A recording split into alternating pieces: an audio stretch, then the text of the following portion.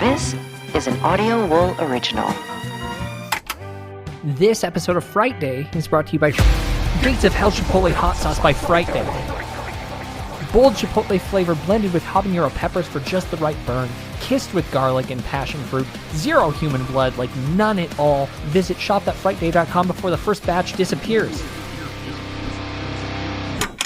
Hey guys, thanks for listening. If you'd like to support us, go to patreon.com/frightday.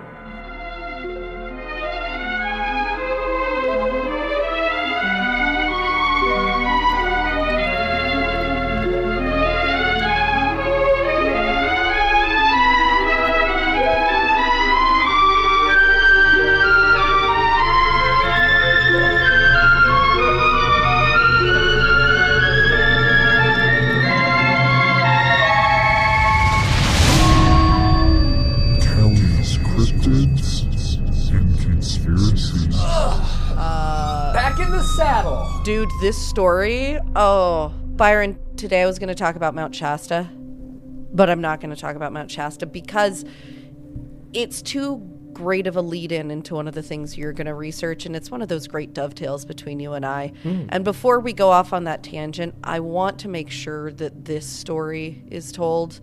It's just a wonderful, magnificent, crazy, off-the-rails story, and I'm afraid that it would get buried if you and I just got on the Mount Shasta train. It is Mount Shasta adjacent in more ways than one, but we're going to start tonight with a description of a buried treasure that was discovered in the early 1900s. Is this Nazi gold again?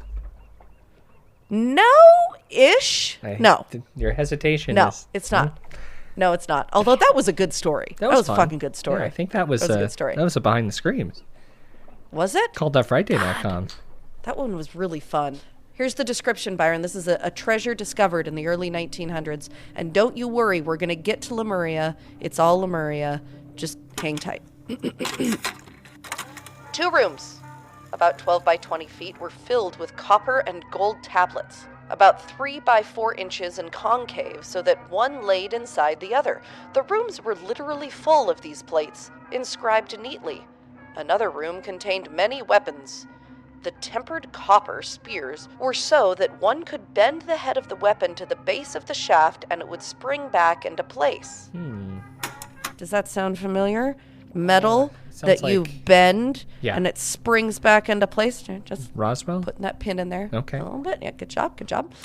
Streets were laid out in the village. In one long room were laid at angles to the wall 27 skeletons, the smallest of which, was 6 feet, 6 inches, and the tallest, more than 10 feet.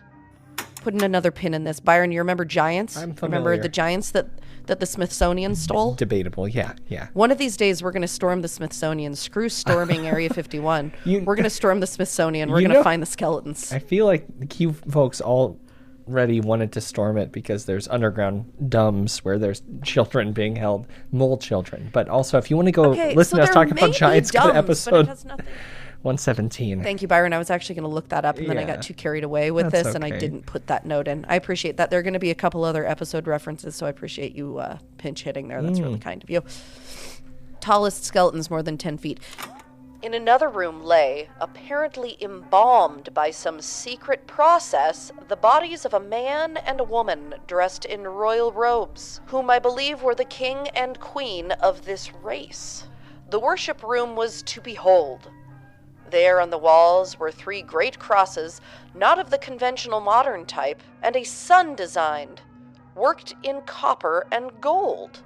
Is this like a sublime sun? With the I mean, it sounds a little bit like it, actually. Oh, okay. The streamers from the sun were worked in gold stringers. There were, I believe, 13 statues made of copper and gold. I believe this race of people forms an important link in ancient American civilization.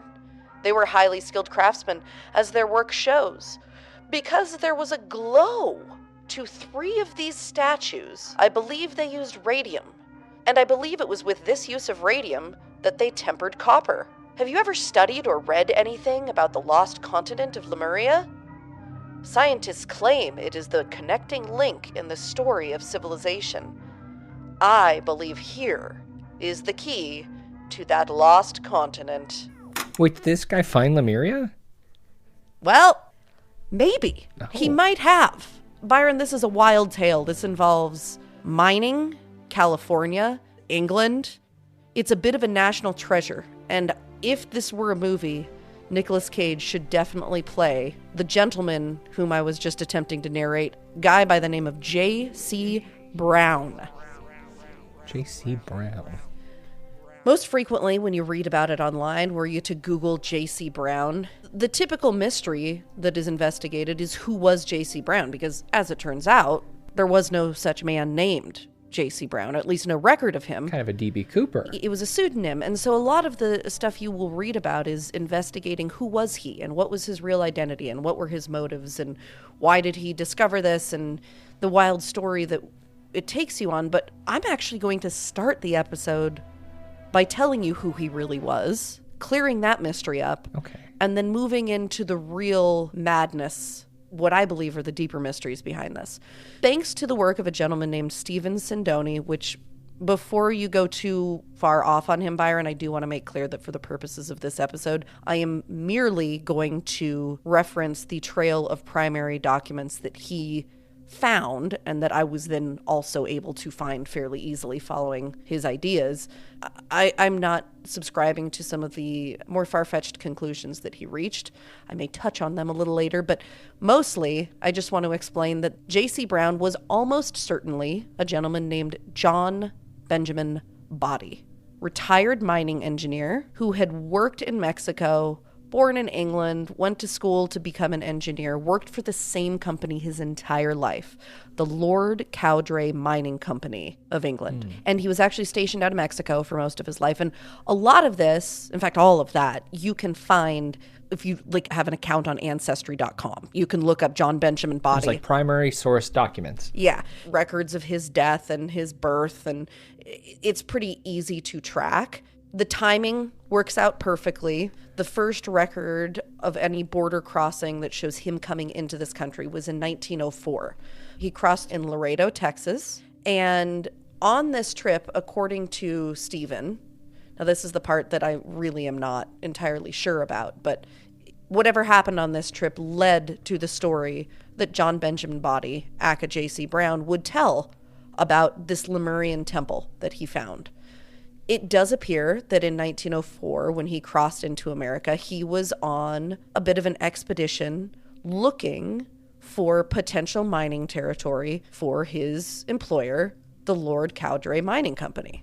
He was with 3 or 4 other engineers, mining types, kind of like executives, basically going out to see what money they could find for the company and plot out places that their workers could come and drill and make a fortune. Was this pre-Gold Rush? It was post-Gold Rush, but pre-Great Depression. There we go. Wild West, literally, anything is possible. John Benjamin Brown and his buddies are ready to help Lord Cowdray Mining Company make their fortune and hopefully make their own small fortunes along the way. Here's where the story gets a little bit interesting. There are border crossing records that indicate he, J.C. Brown / John Benjamin Body, came back into the States at least 12 more times on record. But on the very next time, on the border crossing document, he said he had never been to the United States before. I mean, I guess these were the things you could get away with when things weren't digitized, right? Like nobody was going to go they're look just jotting a note down. They're not going to fan through a bunch of old documents. Right. So why would he lie when he came back through? And when he came back through, he was not accompanied with an entire crew of people. And that seemed to be the recurring theme when he would come back. It almost would appear that he came on vacations or came on his own time in between work because of the patterns of his border crossings. But eventually, the last entrance came in 1933, the year before he showed up in Stockton, California. Beautiful Stockton, California. I don't know I've never been there. I don't know there? if I've ever been there. I might have driven through when I was on tour back in that era, but pavement's from there. However you feel, Are they? Yeah. Interesting. Okay. Well, I mean, there's that, I guess. The Diaz brothers, if you're a UFC fan. Nick and Nate. Nope. Born there. Not so much. All right. Rears tough cookies. It seems like it does. It's also financially pretty not great. 2012, they filed for what was then the largest municipal bankruptcy in history. Whoa, I wonder what led to that. Maybe they were searching for this treasure. Well, maybe that's a reason they were searching for the treasure. It's because they were pay off the debt. Yeah. Okay, so it's 1934, year after the last physical record shows John Benjamin body, J.C. Brown, crossing in the United States. And he shows up in Stockton, goes to visit a newspaper reporter who introduces him to some other people in town, including a retired printer. Mudville, they call it. Mudville. Case, is that... Wait a second, really? Yeah. Hold on, is that actually... Because that's Casey at Bat, that like famous play that... Didn't my mom make you memorize that for her class? I don't think so. Oh, she made most students memorize that. Asparagus capital of America. I freaking love asparagus. Yeah. A good hollandaise. But wait a second. Mudville is that Casey at Bat? Because they say in Mudville that day. I don't know. We might be uncovering something very deep here. Described in a poem. Residents of Holliston, Massachusetts, where a neighborhood was called Mudville. And Holliston, of course, hometown of one Adam Green. Oh, God. Well, let's get back on our track. I don't want to go any further down that one. All right. J.C. Brown, he calls himself, and he's telling everybody he can meet in this small town about this amazing treasure that he discovered 30 years prior, a treasure trove of literal and archaeological riches. When he met the curator of a local museum, a group began to form.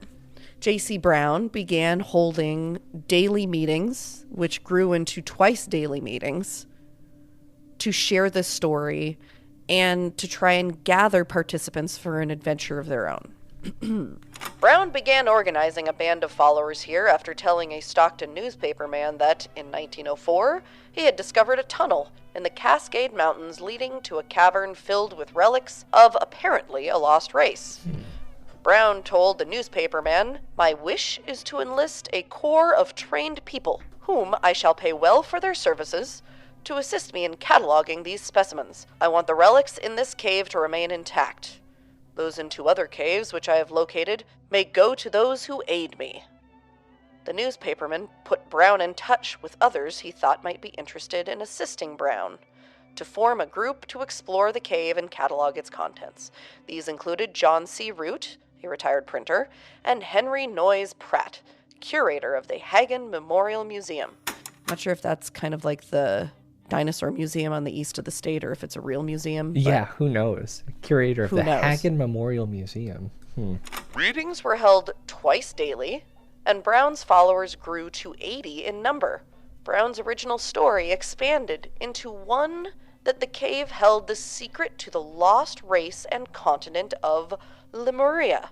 He was said to have insisted he was worth $40 million and promised to have a glass-bottom boat here Sunday, on which the party would leave to search for the lost continent off the coast of Washington and Oregon. All right. Okay. They're going to find it that way? Well, it's a little bit confusing to me, and I wish that I had been present. I wish we had minutes from all of these meetings, but we do have very little verifiable data to go on here. A lot of these are newspaper reports, few accounts from people who were in those meetings. But one of the things that for some reason has become really messed up in most retellings of this story, Byron, everybody wants to connect it to Mount Shasta. Everybody likes to say this chamber was in Mount Shasta. J.C. Brown was taking people on an expedition to Mount Shasta. And I'm not sure why that happened other than the connection to Lemuria and Mount Shasta by way of a book called A Dweller on Two Planets, written by Philos the Tibetan, but that's a story for another day. Either way, it's interesting that the legend turned into that because multiple times in the actual written record of this situation, it references the Cascade Mountains, which, granted, Shasta is a part of, but it specifically says Washington over and over again, which is not only not California, but it's a full state away from California. It's not even like maybe it was Southern Oregon. It's like, no, we're talking in Washington state. Skip a state. Exactly. So also, just because I can't go without putting this in, there is pretty decent indication. David Lynch and his partner used this as part of the root for the lore surrounding Twin Peaks, especially the tall guy that comes into dreams sometimes and then plays a bigger role in the Return series. Anyhow. Rest in peace. I believe he passed away as well. He did. Incredible actor. So this guy shows up years, like 30 years after his original discovery, claims it's time to return and share these riches, gathers a group of adventurers who might possibly be other things, and speaks to them twice a day at the home of John Root. Also of note, another piece of verifiable evidence connecting this man to the real identity of John Benjamin Body is the detail that Sindoni found right across the street from Mr. Root's house on San Joaquin Street, in fact. Who's this Stephen Sindoni guy? He's a researcher that became really obsessed with this story, dug into it, and found a lot of primary source documents in the early 2000s. Like I said, most of that stuff is available online now just through different catalogings, and I was able to actually look at these and to look at the newspaper clippings and find this stuff myself. I'm not subscribing to the rest of his. You should listen to his story. He has kind of a hodgepodged together documentary on YouTube that's very interesting. A YouTube documentary, huh? Yep. Okay. Yeah, it does. Part of it's really great. Part of it goes off on tangents. Do you believe him? What's his believability scale? His believability scale goes, for me, only as far as I can find the primary documents he's referencing. And then the conclusions he draws from those beyond what I'm saying right now. I mean, like, John Benjamin Body was almost certainly J.C. Brown.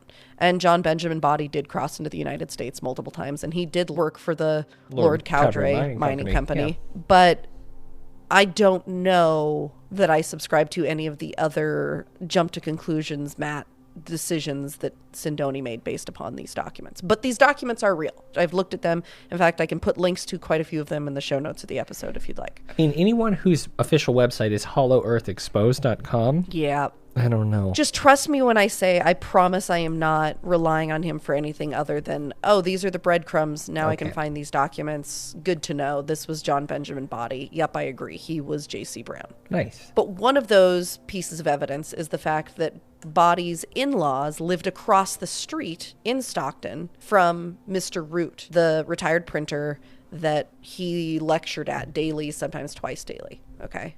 And I do think that that's important. The story that J.C. Brown shows up and tells, he says he worked for the Lord Cowdray Mining Company. He's in Stockton, and we've got all these border crossings. So that part of it, I feel like we've pieced together probably 95% certainty tale. What we don't know is, was the story true? Why was he rallying people? And most importantly, Byron, why, after a month and a half of meeting and planning, when the day finally came for them to depart, did J.C. Brown disappear, never to return again? Because he's a liar, and there's nothing there. Well, that certainly is one of the theories, Byron. We'll get into it. Here's a quote, again, from the Stockton Review, about many of the party quit positions, sold businesses, furniture, homes, in preparation for the adventure and high salary promised in the service of Professor Brown.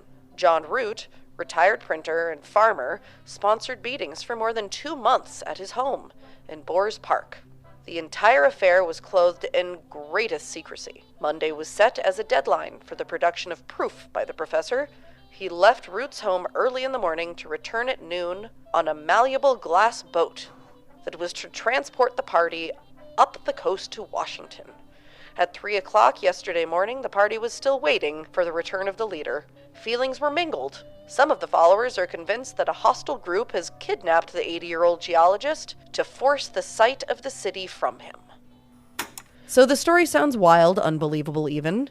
But Byron, if, as you suggest, he was just a fraudster, what was his motivation? Was he taking money at all, or is he just spinning a yarn for fun? No. In fact, after these jilted citizens began accepting that he wasn't going to return, the district attorney, a gentleman named Gard C. Dara, began investigating and found that not a single penny had been taken. Attention is a currency as well, though. Fair.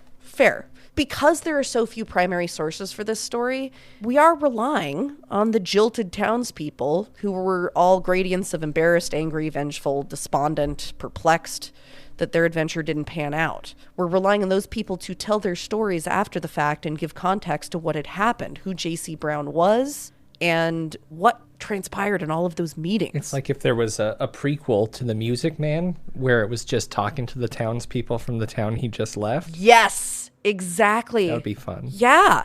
It's a darker story, and there's not a lot of resolution. T, that stands for trouble with rhymes for P, and that stands for pool or something like that. I was in that musical once upon a time, Byron. It's been a bit. It has been quite a bit. Many of these details I feel should be addressed as two contrasting possibilities because of that lens, all right? The man who introduced Brown to the rest of the town, Henry Pratt, who also, I'm sure, had a hand in composing all the stories, is quoted in one of the articles as saying that when he originally found Brown, he was at the federal shelter, in other words, a homeless shelter, likely set up to support the dramatic increase in homelessness brought on by the Great Depression, which was raging at the moment. Is it possible that this is true and Brown was just one of many people who suffered physical and mental effects of the Great Depression? Sure. But if so, why did Pratt present him to the community as such a worthy recipient of their trust and following? Why did he allow everyone to believe that he was a millionaire if he knew otherwise? On the other hand, if this was just sour grapes, so to speak, then what did happen to J.C. Brown? According to the Attorney General, none of the party involved in J.C. Brown's gatherings and impending expedition, as I said, Byron, had lost any money, and therefore who knows what the motive may be, which certainly makes mental illness a more logical possibility. And then we circle back to, but if he was just looking for attention, why would he be in the same town as his in-laws who could so easily disprove everything that he was saying?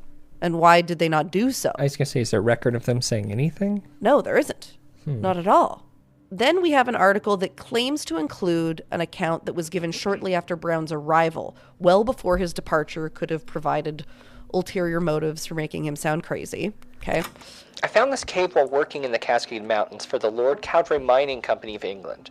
I noticed a section of the rock in the face of a cliff which did not... Jibe? Is that vibe? That's jibe. It's a good old... Yeah. Oh, it's an old-timey. Okay. It is an old-timey. With the formation of the rest of the mass. After removing the rock, I entered a tunnel which curved downward, 3 miles from the mouth of the tunnel, which was 7 feet wide and 10 feet high. I struck a cross-section containing gold-bearing ore. Further on, I struck another cross-section where the ancient race apparently had mined copper. The air in one section was bad. I believe the other cross-section outcropped on some other part of the mountain. The decline continued, and 11 miles inside the mountain and approximately 2,300 feet from the surface, I struck what I called the village. Yeah, that's the story that we started with, and it continues on with the skeletons 11 miles and giants. inside a mountain? Uh-huh. Too far. Another point that's raised by many skeptics, which is fair. This was the time when there were quite a few different pulp fiction stories about similar lost world expeditions, right? And I mean, it certainly could have been inspired by those. But what's weird, Byron, is he gave a convincing story to these people. Enough that whether his history in a shelter was real or not, and whether his fortune was real or imagined, these 80-plus people were convinced. Sure. Now, was it a time when people were desperate to believe in something? Of course. The Great Depression was awful. They're so bored. But it was also a time when people were pessimistic and skeptical. How did they not demand proof? Right? Like, wouldn't if you were going to these daily meetings and you were selling off everything to join this expedition? I mean, I guess it goes along with most cults. I was going to say the problem is right? if QAnon or Heaven's Gate, if any of those cults weren't as modern as they were, I would be like, oh, these are just people who are naive and inexperienced. But like, we're still being tricked by this stuff constantly. In more consequential kinds of ways. This is just a bunch of people kind of going and taking a peek at a tunnel. Yep. I don't know. Well, I don't either, but apparently Brown did address the proof issue a little bit with his following, and also an explanation of why it took 30 years to return to this discovery he had made. In a vault in a Texas bank, I have pictures of this scene and papers. You see, my family planned to exploit the cave themselves. My wife's father, my wife, my 2 daughters, and an old college chum. A series of tragedies struck me. First one died, then another. One was killed in an accident. And the others died. I was hurt in an accident. I lost all heart in this ambition, but I'm getting back on my feet again, and if my health holds out, I will get started. So, Byron, this reminds me a little bit of, you remember when we covered the curse of King Tut's tomb and all the people that died after it being opened? The different theories attached to that. This certainly seems reminiscent of that story as well. Again, this particular component seems strange to cite in a town that includes your in-laws, because if in fact your wife's father is not dead, was not killed, that seems like a fairly easy point. I mean, because if he is mentally ill, he seemingly constructed a really smart story that worked for the purpose it was intended, at least. And it seems odd that it would include a false detail that would be so easily disprovable. Yes. I mean, the Texas bank thing is far less provable, especially at this time. Right. Right. Although it does align with the border crossing records in Laredo. Yeah. I mean, that didn't come out until, the 2000s when Sindoni decided to go down a rabbit hole. Anyhow, whatever the reason, people bought in. And in those meetings twice per day for a month and a half, Brown said something, probably many things, that kept them believing. So what were those things? Well, again, we don't have much primary source info, but here's another newspaper clip after Brown's ghosting. One of the leaders in the organization denied that the organization was a religious cult. Brown had a most fascinating story, and many of those attending the meetings were interested in the study of mysticism and occultium, which I think occultium... Occultism? Nope, it pulled straight from a newspaper article. No, but I'm saying, I think it's just a word that changed? I think it's the same thing. Yeah. I think it's the same type of deal. Yeah.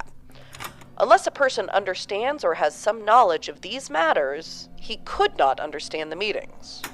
Now we've got our first mention that this was more than just discussion of a map route to find a buried treasure. We're getting into some things that, in the context of the time, also make sense. Among those who waited, one could count those imbued with the spirit of the seed sown by Brown, that the mysterious excursion aboard a glass-bottomed boat had not been willed by the Indian masters to start at this time. Who are the Indian masters? That's my question. They are the masterminds traced to East Indian mysticism, who ruled Brown's actions, who protected him, and who were to tell him when the time was propitious for the start of his expedition. It was the will of the masters, one man said while he sat smoking on the front porch. If the masters could not protect him, they could not protect us when we got there. We could all be annihilated in 5 minutes. Perhaps he has been kidnapped. He had been once before, He promised us a surprise. Well, here it is, isn't it? He didn't return at 1 o'clock. Not a cult. Not a cult at all. So here, Byron, is where we tie back to Blavatsky, right? Sure. And the Lemurian philosophies within theosophy. As we know, Blavatsky and her child, Theosophy, involved East Indian masters who would become known as ascended masters in all sorts of ways. That's interesting. So this is like post-spiritualism. We did shift more into an Eastern-influenced spiritualism. Yeah. And that continues to today. It sure does. Like with the family and all these other New Age spiritual movements. Yep, all very, very heavily driven by theosophy. Wow. And it sounds as though there were some serious theosophical elements here. But Byron, if you remember, Blavatsky probably was not of this inkling herself, at least overtly so. If you remember from our report, there are those who studied under Blavatsky, took theosophy and ran in a direction that would taint that religion forever. And that direction is a direction that almost all conspiracies, with the exception of Nessie. I honestly haven't found a connection with Nessie yet. There is no anti-Semitism in the belief in the Loch Ness Monster. No, can't find it. I don't think it exists. But this one... Oh, what if... that's my Byron Does a Cryptid this year.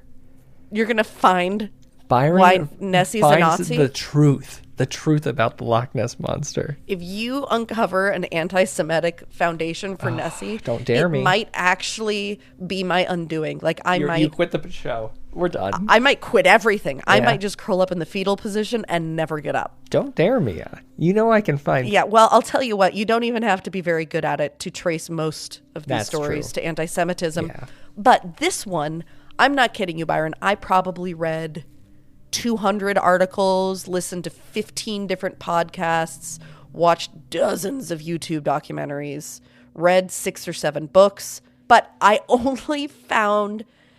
at the tail end of my research, this mention, and this is how much these things can be buried, but in one of the newspaper clippings, which actually is not cited in most of the surface coverings of this, I found the following quote.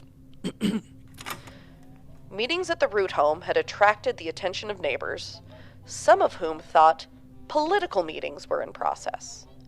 Police, however, began inquiring into the matter when it received a report that a Silver Shirt organization was being formed.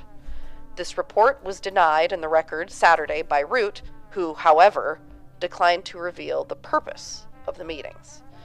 All right, so Byron, Silver Shirts. Byron, I've been trying to put a bug in your ear, and I understand why you've been hesitant, because Rachel Maddow is like nails on a chalkboard for me. Yeah, not my thing. She has this remarkable, cool podcast, and she's much easier to listen to than to watch, as it turns out. But it's called Rachel Maddow Presents Ultra, and it's a story of an attempted Nazi takeover, essentially, in the 1930s and 40s in America. Yeah. All right.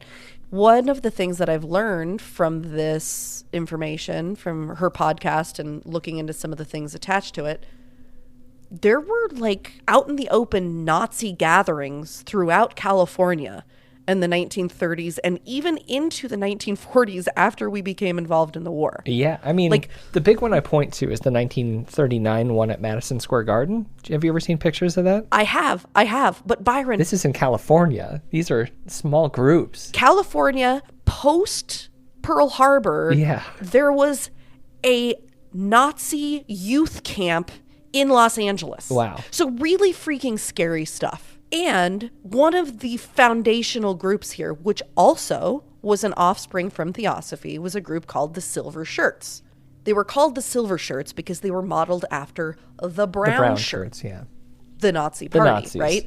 And so these outfits were silver shirts, a blue tie, a campaign hat, blue corduroy trousers. Cool. They had a wildly fascist Nazi drive behind them, essentially initiated by a journalist by the name of William Dudley Pelley, who then became a spiritualist. Oh, no. Basically, between the 19-teens and the 1930s, you're right, Byron, spiritualism took a new direction. One of those primary directions was fascism and Nazism. Yeah. Like, heavily. For that reason, Theosophy will be inextricably linked to anti-Semitism forever. Now, not all Theosophists are anti-Semites, but it certainly has a deeply rooted history. I think what it does is it leaves room for it. And that, in a lot of cases, when you leave room for something like that, people fill up that space. Yeah. And so this asshole who started the Silver Shirts, he called for a Christian Commonwealth. The other thing that was interesting in this time, this became popular within Congress. There was an American First group. Cool. America First group. Yeah, so like, you know, I talked to the leader of the modern American First Party. Yeah, I do, and I wonder if he's aware of his root ancestors. But one of these days, that audio will come out. Nick. God, I cannot believe that you actually sat across from him. It's really scary. Yeah, it wasn't comfortable. He was guarded by Proud Boys. Yeah. Well, there we have it. A real motive, far beyond the embarrassment of being duped. For many tied to this group to disavow Brown when he disappeared, it may well have been a fledgling Nazi group, Byron. Sure. It may well have been a fledgling Nazi group. You think he was ousted or that he ran away? I think he ran away. And we don't know that it was actually a Silver Shirts group. Yeah, it's a possibility. I just feel like the fact that that's where spiritualism was trending. Yeah. There was a report that that's what was going on. And I think that there's enough to at least make that a possibility. So what became of John Benjamin Body after departing? Well, he was 80 years old in 1934 when he was in Stockton. So he was nearing the end of his life. According to records, he made it to 1940. In fact, Byron, you know how you opened this story tonight? When we started talking, you mentioned something about Mel's Hole. I did, yeah. One of Stephen Sindoni's stories that is not one I'm willing to throw my weight behind as being fact, but boy, oh boy, was it entertaining, involves going on the George Norrie show, Coast to Coast, and telling this story of J.C. Brown, and then hearing from some listeners afterwards, one of whom felt that there was a connection between his story and Mel's Hole. And this person lived out in Washington State. Sindoni became very good friends with this coast-to-coast listener, and when he had boots on the ground, I believe he was in Olympia with this listener, they got a call from a very close Native American elder friend of the listener, who apparently knew that Sindoni would be coming, just like psychically knew. Sure. And took Sindoni on a walk, explained to him that there had been a race of giant beings, and that race of giant beings was in fact linked to the hole near Ellensburg, Washington. Furthering this connection, Byron. That Mel's Hole is connected to all of the Hollow Earth entrances? Well, not necessarily the Hollow Earth entrances, but at least specifically to J.C. Brown's Lemurian cave. Okay, full of very tall skeletons. Yes. And copper and gold. And then furthermore, Byron, this is stretching back, and hopefully some of our listeners remember this, but our episodes on Mel's Hole, when Mel disappeared and came back, called in Art Bell and told the story of being with a bunch of sheep herders in Nevada, and they lowered a sheep into a hole, and then that sheep came out and there was a weird seal creature inside of it. Remember all of this, Byron? Yeah, it was all ooey gooey. It was all messed up. Yep. Well, found this other weird note, Byron, that almost made me lose my mind when I read it. According to a Basque sheep herder. Here we go. In the Black Desert of Nevada, which is exactly where Mel said this second hole was. Hole number 2, yeah. Yeah. J.C. Brown died there in 1936, where he is buried near the famed Lost Padre mine. Wow. Byron, for real. It's all connected. Now. All right. And also, for those who don't know anything about Mel's Hole, real quick, 7 years ago, we did a little 2-part series, episode 36 and 37. Oh, yeah, I should listen to it. I wonder if we need to do an update. We might need to return to Mel's Hole. Yeah, I mean, that was 7 years ago. Yeah. One interesting thing that I'm going to throw in that is a nice counter to a lot of the white supremacism and anti-Semitism that came at the end of this story.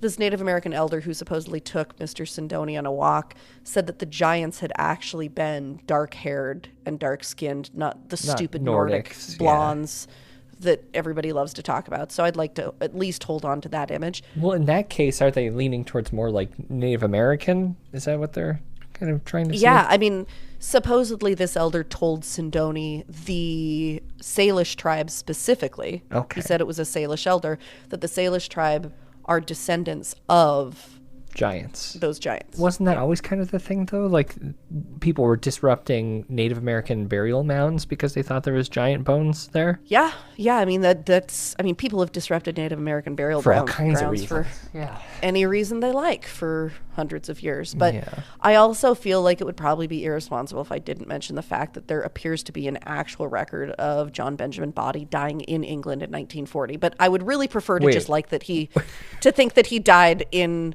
the second Mel's Hole in the middle of Nevada with the sheep herders. So he returned home?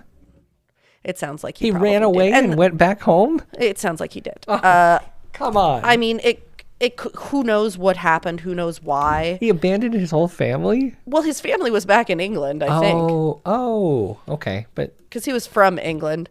Well, what a journey, huh?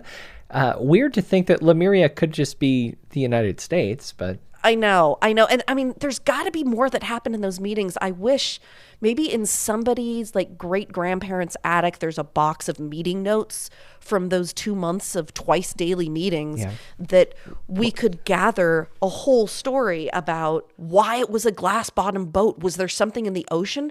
Byron, is this like the off the coast underwater UFO base that we've been talking about forever? And that's actually what they were looking for? I mean, I don't know about that specifically. It was always entrances, though, wasn't it? There's so much. Right. Well, it's probably just Nazis. Byron, just to put some really fantastic icing on this cake, because though a little bit obscure, this J.C. Brown story, if you really start looking, pops up in the strangest of places. And one of those I found deep down on a message board. There is a whole theory that a song by one of the very few bands that Sam and I can both listen to is based on the story of J.C. Brown. Now, I will admit, upon reviewing the lyrics, I'm probably not smart enough to get the connection, but boy, there's some people that throw their weight behind this theory. And so, Byron, if you don't mind, I'd love to go out with Dilemma by Death Grips. Well, Kelly, as we're kicking that song off, thank you so much for that report. You are so welcome. Pretty soon here, anybody, head to the mountain. Please. Anybody who has ever had an older relative that lived in Stockton, California, please go through records, see if you can find anything. I would love to have just a little bit more info about what the hell happened here. Because, it doesn't quite add up, no matter what way I look at it. I think it is probably most likely the poor guy was mentally ill. But that still doesn't add up. Until next week, where are you going to be? Never again on Twitter. And I'm going to be... you can email me, kelly@frightday.com, getting ready for Byron and I to journey into the theoretical regions of Mount Shasta. Can't wait. And I'm at Byron McKoy on Gab, Truth Social, Gitter, all the good ones. You can stream the show on Rumble. I'm at Byron McKoy on Twitter and Instagram. Byron@frightday.com is my email address. And until next Frightday, I'm Byron. I'm Kelly. And I'll see you later. Bye.